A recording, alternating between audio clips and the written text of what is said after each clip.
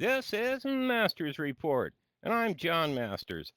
Guys, as you know, I live on a boat. I'm at anchor, and we got a windstorm going on right now, about 30, 35 mile an hour winds. So I'm going to be kind of weaving from side to side as the boat pitches. So just to let you know. And I also want to bring up, guys, I didn't know that you all enjoyed my videos so much. I did not know it. You know the saying that you're your own worst critic. I enjoy making them. I never thought that they were all that good. I really didn't. I never thought that people really, look forward to seeing them. So I'm looking at all the comments and I'm like, I'm flabbergasted. Thank you. Thank you very much. I'm going to try to be more, shall we say, steady about getting out my videos.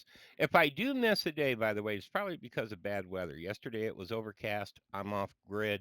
Means I operate by solar panels. And we got sunlight today, which means I can do the videos.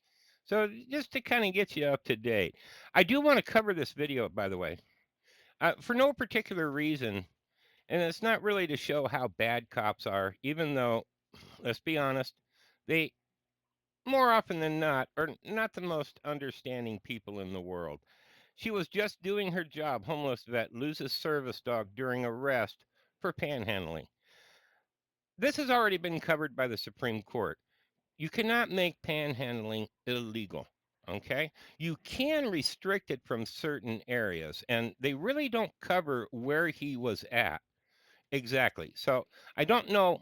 I don't know how accurate it is, but I do know for a fact that it is covered under free speech. You can ask for money. You can verbally ask for money if you wish. Most panhandlers don't do that. Now, the way that the article goes, again, without being specific, the way the article goes is that they're trying to make out like he was within a financial institution, 20 feet. Again, you can somewhat restrict it, but you can't. Under the First Amendment, it's covered. Same thing with like art, freedom of speech. Joshua Graham Rower. I think I got that right. A homeless veteran in North Carolina says he was wrongfully arrested and mistreated by Gaston police officers. Wait, I got to clear my eyes here because I'm got to make sure I'm reading this right. People, panhandlers, you mean poor people? People who don't have the money to protect themselves or to be able to fight for their rights are being mistreated? Most cities don't like panhandlers. And, for a reason. Even if you don't say anything, having a sign out, it makes the populace or makes those that live there feel guilty if they don't give you money. So, they get calls, 911 calls. They get, they really prefer, homeless people to just leave. Okay. Joshua Graham Rower, a homeless veteran in North Carolina, says he was wrongfully arrested and mistreated by Gastonia police officers, who also tased his service dog Sunshine, sparking support from those who witnessed the incident. All right, I do have to say this. I've seen enough videos where, okay, so they did tase his dog. Now, that's bad, but they could have shot him. And more often than not, remember, this is police. They have one tool, it's a hammer, and that's all they know how to use. So I am kind of shocked that they used tasing to do it. The Gastonian Police Department told Military Times that although Royer will go to court for charges against him, the department is now looking into the incident to determine if the conduct of our officers was appropriate.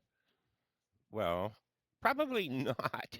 Wait till we get into this a little bit more. You guys will be like, and again, excessive use of force. Now, excessive. Why are they excessive about it? All right, because that's how they're taught. You notice, like, if they get a call, they have to have overwhelming power. They'll have to have 4 or 5 cops there. This is the way that they're taught. You want to use overwhelming force. So to keep people in line, overwhelming force. Kind of, drilled into him. Royer was standing on a meridian near a Castonian shopping center. That's not a financial center, guys. A shopping center is not a financial center.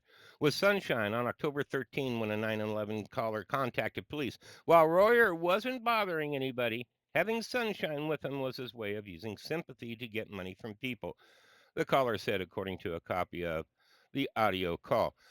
I'm going to bring this up. It is true.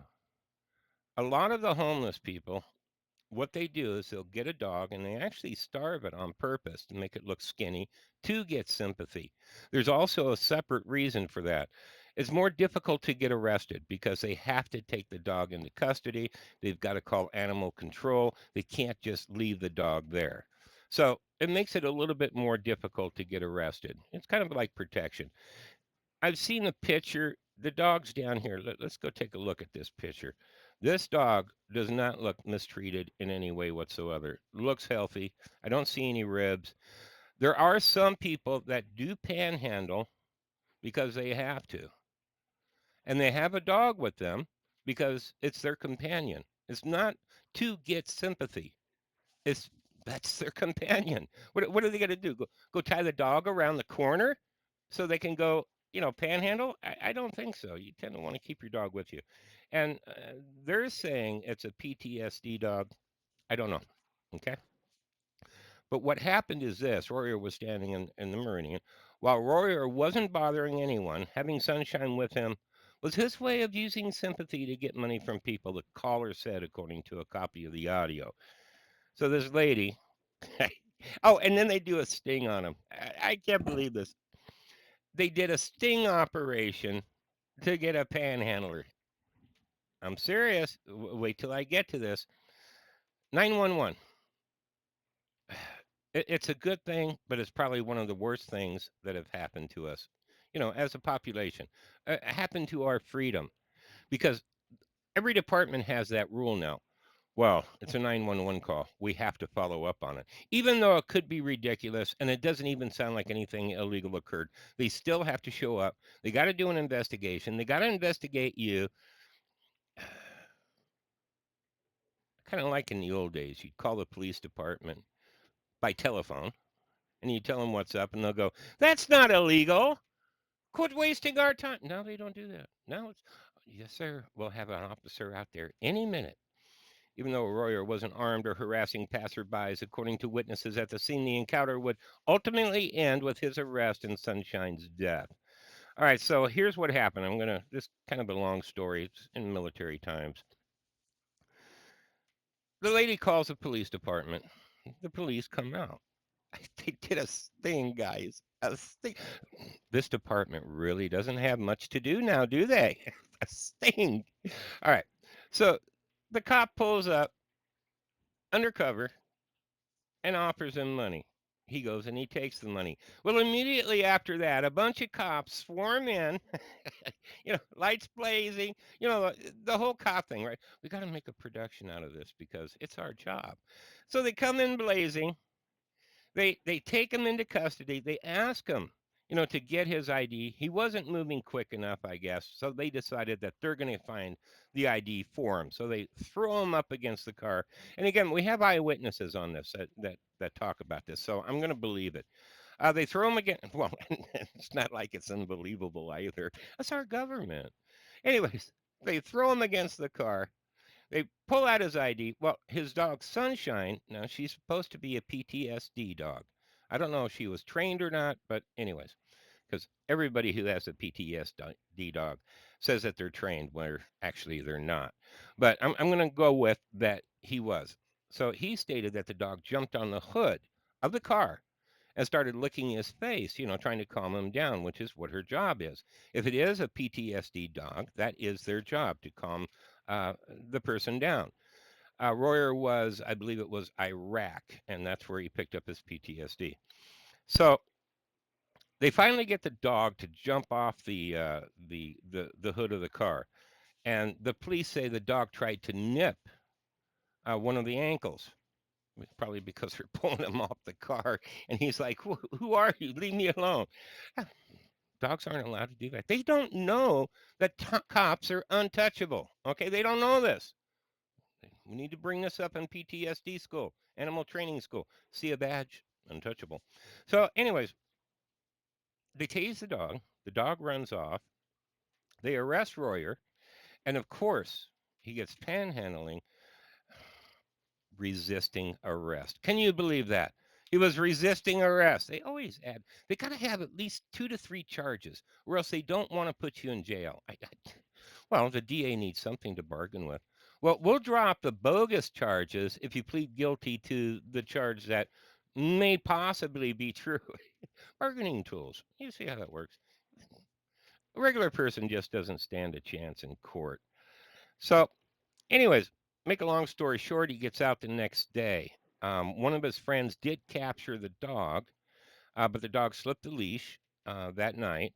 2 days later, he found his dog, and the dog had been run over. So that's kind of the whole story. I just wanted to bring it up, not for anything in particular, point out anything about the police, even though I did point out a lot about the police. I just, they did a sting on a panhandler and then killed his dog. I don't know. I want to cover this. Hey guys, I'm going to get into this quite a bit more, okay? Just give me some time to get set up a little bit better. I'm got to get this DaVinci Resolve down. It's a different program. I used to use Adobe Premiere. DaVinci's good program. It's just different. And now I got to figure out how it works. All right, guys. Till tomorrow or my next video. I'm John Masters. Thanks for watching.